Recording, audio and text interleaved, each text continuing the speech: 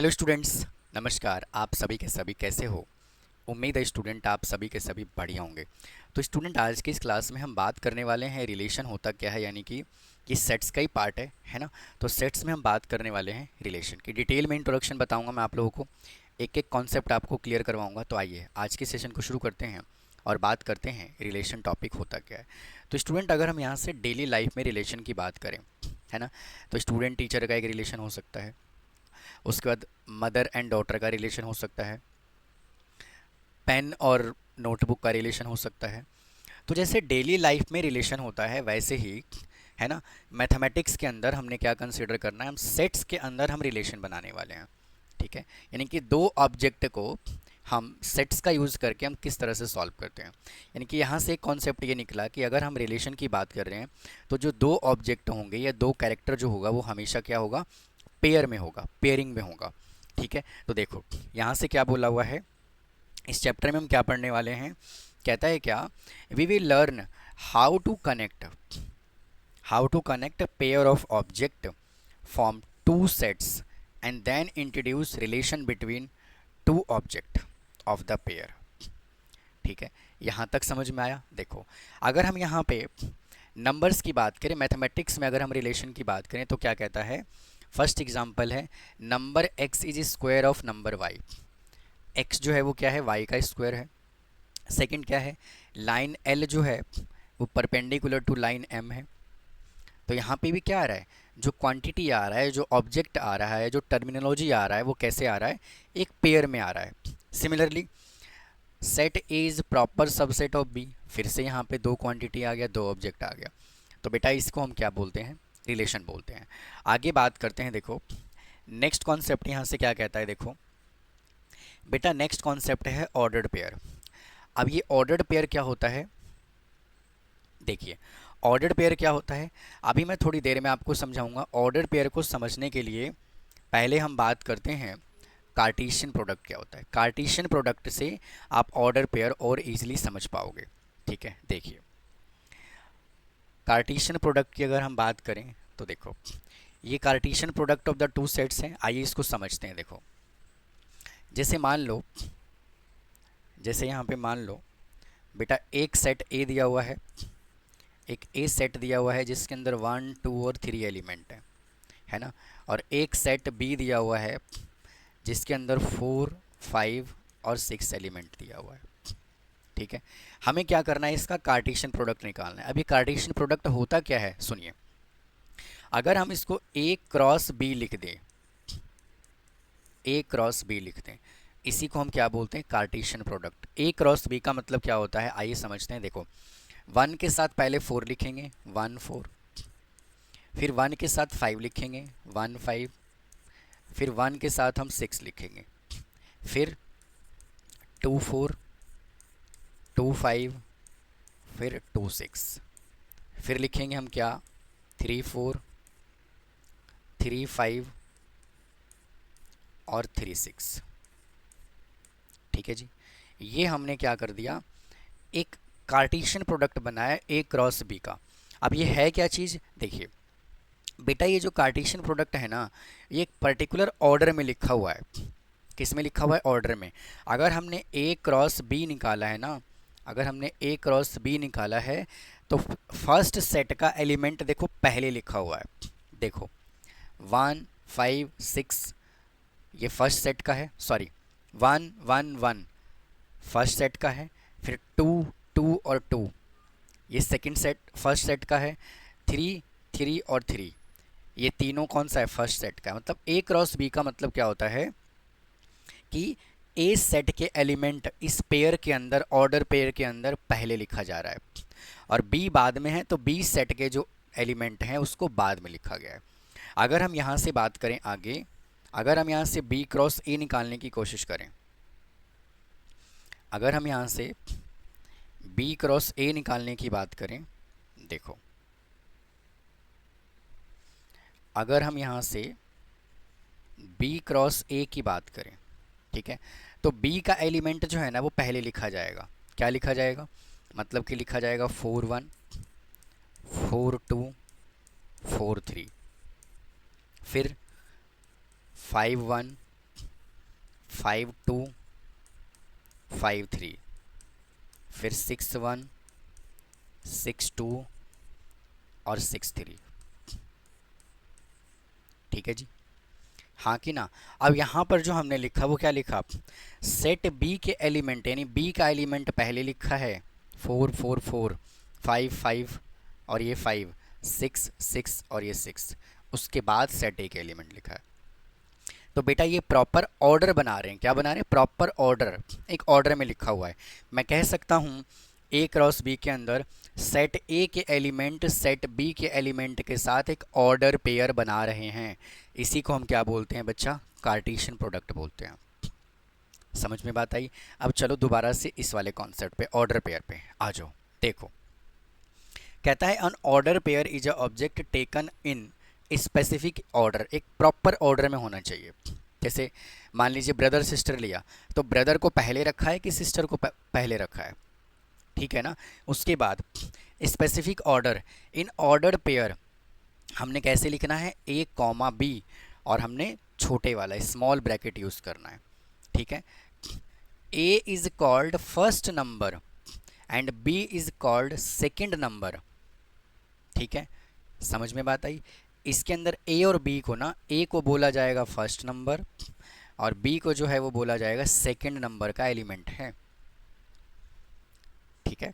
या कंपोनेंट बोलेंगे किसका, equality of the ordered pair. समझ में बात आई कि नहीं आई। अच्छा, अगर मान लीजिए two ordered pair A B है और सी डी है, आर कॉल्ड इक्वल। अच्छा, सेट में क्या होता था, अगर हम सेट्स की बात करें तो जैसे मान लीजिए कि ए है और ये बी है, इज इक्वल टू ये बी है और ये ए है। अगर मैं यहाँ से इज इक्वल टू के सिंबल को हटा दूँ, अगर मैं यहाँ से इज इक्वल टू को हटा दूँ, ठीक है, तो सेट के अंदर चाहे ए बी लिख दो चाहे बी ए लिख दो, दोनों का मीनिंग बेटा सेम होता था। लेकिन ऑर्डर्ड पेयर में ऐसा नहीं होता। जब तक वो दोनों सेट को इक्वल ना कह दे, जब तक इक्वल नहीं होता, जैसे मान लीजिए यहाँ पे ए है और यहाँ बी है, इज इक्वल टू यहाँ बी है और यहाँ ए है, जब तक क्वेश्चन में नहीं बोला है कि ये दोनों आपस में इक्वल हैं, जब तक आप इक्वल कंसीडर नहीं करोगे, क्योंकि ऑर्डर्ड पेयर में ऑर्डर मैटर करता है, कौन सा एलिमेंट पहले लिखा है और कौन सा एलिमेंट बाद में लिखा है। ठीक है जी, समझ में बात आई कि नहीं आई। तो जब ये दोनों के दोनों बेटा इक्वल हैं तो इनके corresponding element A is equal to C और B is equal to D क्या होगा, आपस में इक्वल होगा। बोला है तभी इक्वल होगा, नहीं तो नहीं होगा। समझ में बात आई कि नहीं आई। अच्छा, the ordered pair A and B and A are different unless A is equal to B, हमने अभी अभी आपको बताया, ठीक है। जब तक ये ए बी और बी ए इक्वल नहीं कह देता, ये दोनों के दोनों ऑर्डर पेयर इक्वल नहीं होंगे, ठीक है। सेकंड क्या है, the two component of the order pair में बी इक्वल, में इक्वल हो सकता है, कंपलसरी नहीं है ये। और नोट दैट अगर ए बी है तो not equal to A B होगा, क्योंकि ये सेट है और ये ऑर्डर्ड पेयर है। बिकॉज ए बी जो है वो सेट है और ए बी जो स्मॉल ब्रैकेट है, ठीक है, वो क्या है, एक ऑर्डर्ड पेयर है। तो ये दोनों बेटा कभी भी आपस में इक्वल नहीं होता। Is it clear. यहाँ तक अगर आप लोगों को कोई डाउट है तो बताइए, ठीक है। चलिए अब वापस से आते हैं कार्टेशियन प्रोडक्ट पे। बेटा एक एग्जाम्पल तो हमने आपको ये समझाया, ठीक है, और एक एग्जाम्पल देखो बुक में दिया हुआ है, पहले डेफिनेशन पे चलते हैं। कहता है let A and B any two non empty set, दोनों के दोनों नॉन एम्प्टी सेट होना चाहिए। Then all the set of order pair A B के फॉर्म में होना चाहिए, मतलब कि सेट ए जो है वो सेट ए से बिलोंग होना चाहिए, बी जो है वो सेट बी से बिलोंग होना चाहिए। इसी को हम क्या बोलते हैं, Cartesian product of A and B. अभी मैंने समझाया आपको। और इसको कैसे लिखा जाएगा, इसको ऐसे लिखा जाएगा ए क्रॉस बी। रीड कैसे करोगे, ए क्रॉस बी की तरह रीड करोगे, ठीक है। एग्जाम्पल यहाँ पे दिया हुआ है एक, देखो। और इसको मैथमेटिकली अगर हम लिखना है सेट बिल्डर फॉर्म में ए क्रॉस बी को, तो कैसे लिखोगे, ऑर्डर्ड पेयर में ए बी लिखा हुआ है, पहले ए के एलिमेंट है फिर बी का एलिमेंट है, for all A belongs to A और B belongs to set B. समझ गए, हाँ या ना। अच्छा, एग्जाम्पल देखिए, एक सेट ए दिया हुआ है जो 1 2 3 है, एक सेट बी जो है वो 3 और 4 है। तो क्या आएगा, 1 के साथ 3 आएगा, देखो 1 3 है, फिर 2 के साथ 3 आएगा, या फिर ऐसे कर दो 1 के साथ 4 आएगा तो ये दिखा देखो 4 है, फिर 2 के साथ 3 आएगा, देखो लिखा है 2 3, फिर 2 के साथ 4 आएगा, देखो ये रहा 2 4, फिर लिखा है 3 के साथ 4 आएगा, 3 के साथ क्या आएगा, पहले 3 आएगा और फिर 3 के साथ क्या आएगा, 4 आएगा। सिमिलरली यहाँ पे उसने ए क्रॉस बी निकाला है और यहाँ पे उसने बी क्रॉस ए निकाला है, मतलब बी के एलिमेंट पहले हैं और ए का एलिमेंट बाद में है। आइए चलते हैं कुछ और आगे बात करते हैं, समझिए। अब कुछ इम्पॉर्टेंट बेटा फार्मूला है यहाँ से।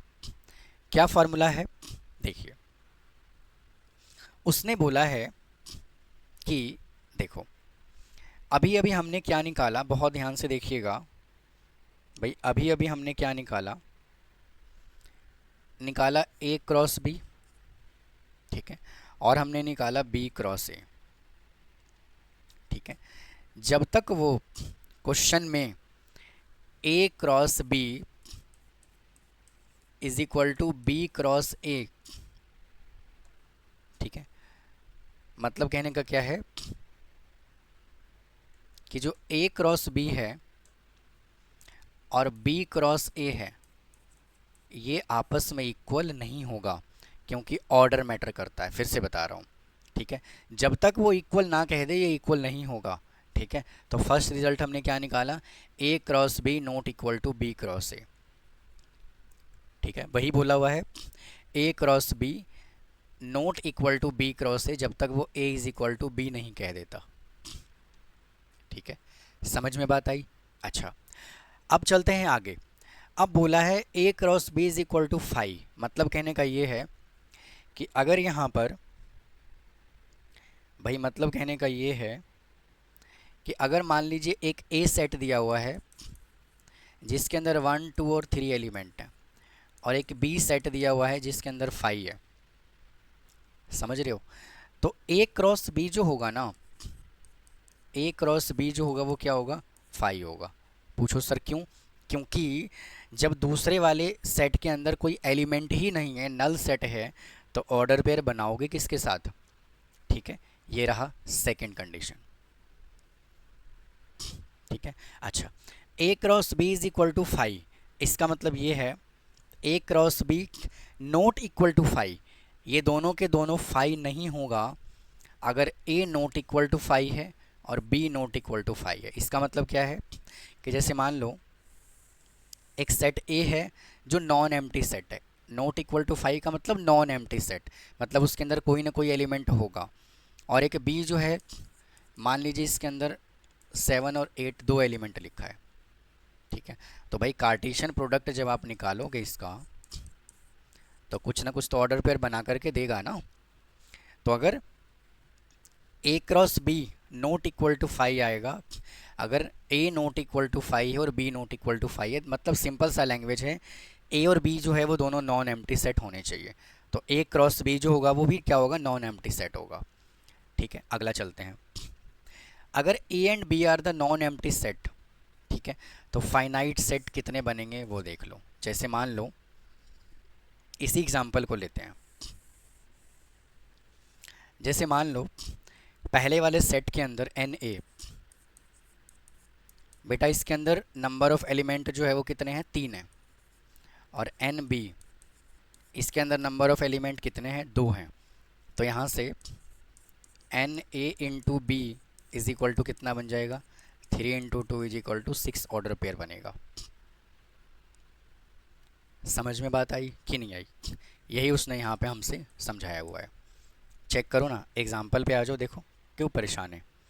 देखो सेट ए के अंदर कितने एलिमेंट हैं, 3, सेट बी में कितने एलिमेंट हैं, 3, तो ऑर्डर पेयर काउंट करो, 8 3 3 या 9 होना चाहिए, 1 2 3 4 5 6 7 8 9, ठीक है।